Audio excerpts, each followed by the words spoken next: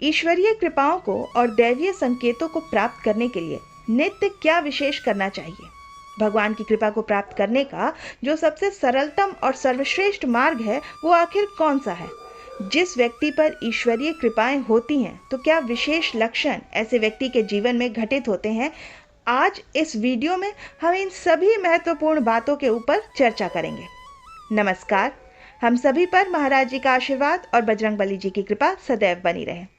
ईश्वरीय कृपा को और दैवीय संकेतों को प्राप्त करने के लिए क्या विशेष करना चाहिए? तो उसके लिए जो सबसे ज़रूरी शर्त है वो है निरंतर प्रयास करना और नित्य नियमों का पालन करना, और इन्हीं प्रयासों को जारी रखने के लिए अटूट संकल्प शक्ति का होना। संकल्प शक्ति और निरंतर प्रयास, ये दोनों बातें किसी भी कार्य की सफलता के लिए सबसे पहली शर्त है, सबसे अनिवार्य बात है।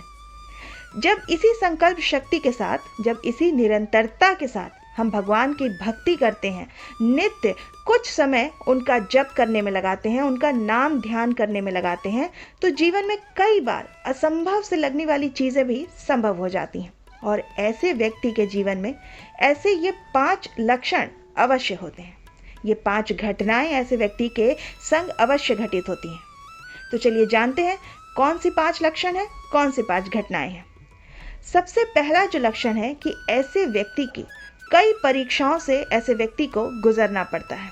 उसके जीवन में कष्ट भी आते हैं और उसको उसके प्रयासों में असफलता भी मिलती है। ये ईश्वर प्राप्ति का सबसे पहला चरण है, जिससे गुजरकर हर भक्त को जाना पड़ता है। तो इसलिए भगवान की भक्ति में अगर आपके जीवन में कष्ट आ रहे हैं, बार बार आपको असफलताएं मिल रही हैं, तो इनके पीछे के कारणों को जानने की कोशिश करिए। बिल्कुल हताश मत होइए, निराश मत होइए। आप अपने प्रयासों को छोड़िए नहीं। विशेषकर भक्ति के शुरू के जो 3-4 साल होते हैं, उसमें ऐसा कुछ ज़्यादा होता है। भक्ति के मार्ग में जब आप चलते हैं, तो एक कार्य आपका जब सफल होता है, वहीं आपके कुछ अन्य परेशानियां, अन्य बाधाएं आपके सामने आकर खड़ी हो जाती हैं।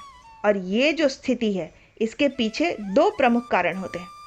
पहला, जिन नकारात्मक ऊर्जाओं ने आपको घेरा हुआ है, वो बेचैन होने लगती हैं।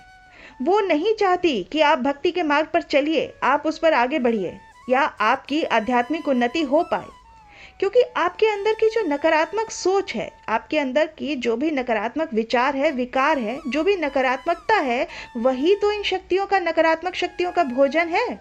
उन्हीं के ऊपर तो ये बुरी शक्तियां पनप रही हैं। तो जब आप भगवान की भक्ति में समय देने लगते हैं, आपके अंदर दैवीय ऊर्जाएं प्रवेश करने लगती हैं और बुरी शक्तियां जो हैं, ये बेचैन होने लगती हैं, क्योंकि उनका जो भोजन है, जो आपके विचार हैं, जो आपकी नकारात्मकता है, वो ईश्वर की भक्ति करने से अब आपके अंदर समाप्त होने लगती हैं। इससे वो बुरी शक्तियां बेचैन होने लगती हैं और इसलिए वो आपको रोकती हैं सद्मार्ग पर चलने से, सत्कर्म को करने से। दूसरा, आपके संकल्प की, आपकी भक्ति की परीक्षा होती है। इन परेशानियों से, इन परीक्षाओं से आप मजबूत बनकर उभरते हैं या वहीं रुक जाते हैं, इसमें आपके आत्मबल की परीक्षा होती है। इसके साथ ही कुछ कार्मिक बंधन आपके होते हैं, जो प्रारब्ध हैं वो कट रहे होते हैं। हमारे कुछ पाप कर्म हैं जो नष्ट हो रहे होते हैं, और इसी कारण ये सब कष्ट हमारे जीवन में आते रहते हैं और हमारी परीक्षाएं चलती रहती हैं। जो लोग इस सत्य को समझ गए, जिन लोगों ने इस सत्य को जान लिया, इस सत्य का बोध जिन्हें हो गया, उन्हें अपने दुखों का सही कारण समझ में आ चुका है। और ये जब लोग समझ जाते हैं, तब वो अपने प्रयासों को निरंतर करते रहते हैं, चाहे जीवन में कैसी भी परिस्थिति हो। भगवान की प्राप्ति के प्रयासों को वो निरंतर करते रहते हैं, और करते करते एक समय ऐसा आता है जब ये सारे आपके पाप कर्म नष्ट हो जाते हैं, आपके कार्मिक बंधन कट जाते हैं, और तब जीवन श्रेष्ठ बनता है, आनंदमय हो जाता है। दूसरी चीज़ जो ऐसे व्यक्ति के संग घटित होती है कि जो भी पाठ ऐसे व्यक्ति नियमित रूप से कर रहे हैं, जो भी मंत्र आदि या फिर नाम जप वो कर रहे हैं, वो सिद्ध होने लगते हैं। व्यक्ति को विशेष सिद्धियां बिना मांगे ही दैवीय कृपा से प्राप्त होने लगती है। देखिए, कोई भी विशेष सिद्धि के लिए जब साधक प्रयास करते हैं तो संकल्प उठाते हैं कि मैं इस सिद्धि के लिए 21 दिन तक प्रयास करूंगा। 21 दिन का संकल्प लेते हैं, कुछ लोग 41 दिन का भी संकल्प उठाते हैं और तब प्रयास करते हैं। लेकिन जो सबसे बड़ा संकल्प है जीवन का, जो सर्वश्रेष्ठ संकल्प है, वो है कि हम हर दिन निश्चित समय किसी भी देवता के नाम को समर्पित कर दें, अपने इष्ट के, अपने गुरु के नाम पर समर्पित कर दें और नित्य हर रोज उनके मंत्रों का जाप करें, उनके नाम का जाप करें, उनकी स्तुतियां गाएं। और यही सबसे बड़ा संकल्प है। और जो व्यक्ति ये कर लेता है तो जिस भी देवी देवता की वो स्मरण करता है, जिसकी भी वो आराधना करता है, उस देवी देवता की ऊर्जा का एक अंश उस व्यक्ति के अंदर अवश्य ही प्रवेश करता है, उसके साथ हमेशा रहता है और उस देवी देवता का आशीर्वाद हमेशा ऐसे व्यक्ति पर बना रहता है। दुर्लभ सिद्धियों की प्राप्ति होती है ऐसे लोगों को, जो लंबी लंबी साधनाओं को करने से प्राप्त होती हैं। ऐसी सिद्धियां व्यक्ति को सहज ही बिना मांगे ही प्राप्त हो जाती हैं। ऐसे व्यक्ति की वाणी सिद्ध हो जाती है, जो भी वो व्यक्ति बोलता है वो सत्य हो जाता है। तीसरी घटना जो ऐसे व्यक्ति के संग होती है, जो नित्य ईश्वर का स्मरण करता है, कि उसके आसपास का जो वातावरण है वो सकारात्मक होने लगता है। न सिर्फ उसके स्वयं के अंदर सकारात्मक दैवीय ऊर्जा प्रवेश करती है, बल्कि आसपास के अन्य लोग भी बहुत सकारात्मक हो जाते हैं।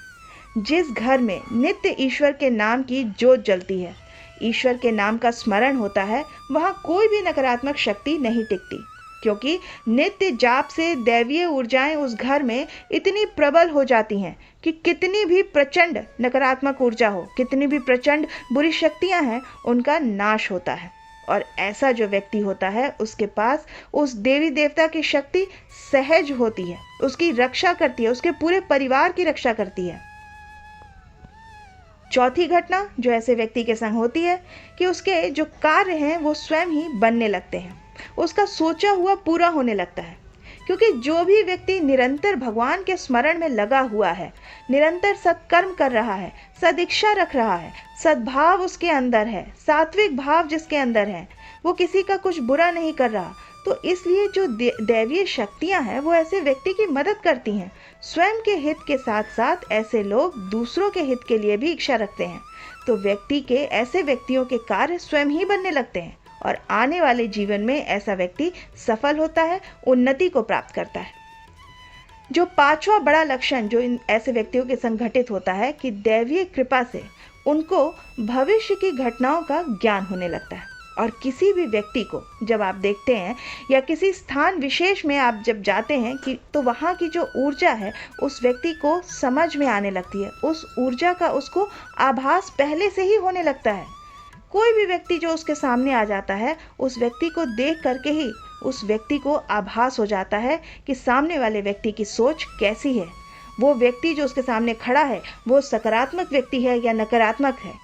किसी स्थान पर जाकर यदि वहाँ कोई भी नेगेटिव एनर्जी है तो उसका आभास ऐसे भक्तों को, ऐसे लोगों को हो जाता है। या सकारात्मक ऊर्जाएं हैं या दैवीय ऊर्जाएं हैं तो उनका भी आभास ऐसे लोगों को हो जाता है। उनकी सेंसिटिविटी जो होती है वो बहुत बढ़ जाती है। अब आप सोचेंगे कि ऐसा क्यों होता है, तो ऐसा इसलिए होता है क्योंकि देखिए, निरंतर भक्ति से जो हमारा पिनियल ग्लैंड है, जो आज्ञा चक्र है, वो सक्रिय हो जाता है, जो कि हमारी स्पिरिचुअल ग्रोथ से, हमारी आध्यात्मिक उन्नति से जुड़ा हुआ होता है ये चक्र।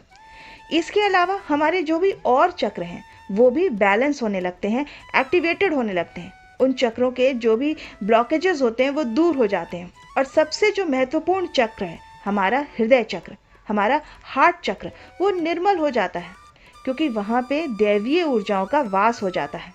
जो भी विकार वाले भाव हैं, गलत भाव है, गलत सोच है, वो सब समाप्त हो जाते हैं। तो जब हमारा हृदय ही प्रेम से परिपूर्ण हो जाता है, ईश्वरीय प्रेम से हमारा हृदय भर जाता है, तो हमारे आसपास जो भी घटता है वो ईश्वरीय ऊर्जा से ही घटित होता है, ईश्वरीय आदेश, ईश्वरीय प्रेरणा से ही घटित होता है। तो ईश्वर प्राप्ति का जो श्रेष्ठ और सरलतम मार्ग है वो नित्य प्रयास करना है, नित्य ईश्वर के ध्यान में लगाना है। तो बिन मांगे मोती मिले, मांगे मिले न भीख। बिन मांगे इतना कुछ मिल जाएगा ईश्वरीय कृपा से कि जिसके बारे में हमने कभी सोचा भी नहीं होगा। असंभव चीज़ें संभव होने लगेंगी और आपका जीवन फर्श से अर्श तक पहुंच जाएगा। तो आज के वीडियो में इतना ही। आशा करती हूँ आज की ये जानकारी आपके लिए उपयोगी होगी। आप अपनी प्रतिक्रिया हमें कमेंट सेक्शन में लिखकर ज़रूर बताइएगा। इस अंक को हम यहीं विराम देते हैं। मिलते हैं आपसे अगले अंक में। तब तक के लिए जय श्री राम, जय बाबा की।